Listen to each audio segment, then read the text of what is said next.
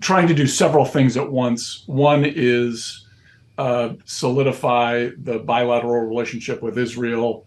The Biden administration had some turmoil on that before the attack.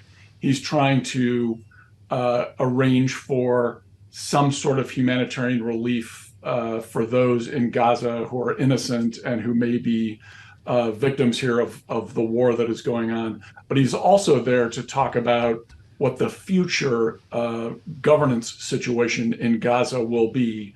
And so the conversations he's having, some of them are for public digestion and for display to Biden voters, to people in the region. Other things are behind the scenes, very clear-eyed, hopefully, conversations with friends and allies and perhaps even some frenemies in the region to set up the architecture of what is to come once the Israeli counterstrike in Gaza is over. So there's a high degree of difficulty here for Secretary Blinken and the administration. Frankly, they've been doing okay so far. I might have some criticism of some of the things they're doing on the domestic front, but there's political reasons for that. And I think, just as someone, as an American, you wish the best for the administration and the president and his team, and so I'm hopeful that this trip goes well. Well, and Lester, considering that, as Joe just mentioned, as has been reiterated time and again, the U.S. has essentially expressed unconditional support for Israel. And unconditional, by definition, means you don't attach any conditions to that. So if there is something like an urge from the U.S. for Israel to provide these humanitarian pauses in strikes, is there any real leverage here to make Israel do that realistically? Or is whatever Israel wants to do what Israel is going to do, and the U.S. isn't actually in a position to do that much about it?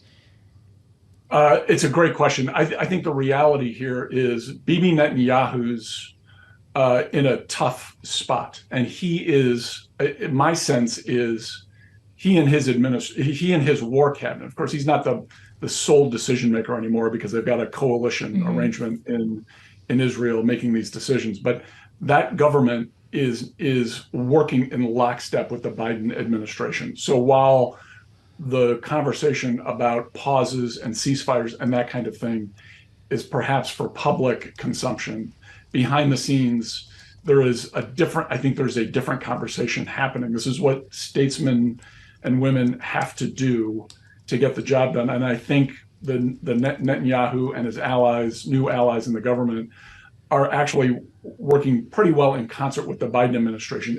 It's quite complex. It is not the same thing that we are seeing for public display.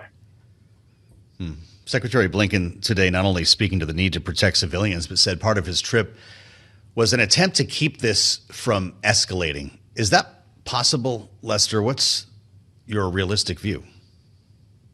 I think it is possible. That's the reason this diplomatic channel through Qatar is still active. It's why the administration is not shutting down things that it maybe in a more perfect world wouldn't have to do. There are ongoing conversations with all kinds of different factions of this situation in the Middle East. No one wants this to metastasize into something bigger, except maybe in Tehran. Tehran is goading its clients in Yemen, in Lebanon, to do more. The rest of the region, I promise, is working behind the scenes to mitigate that instinct from Tehran. They can't say that in public necessarily, but that's what's going on.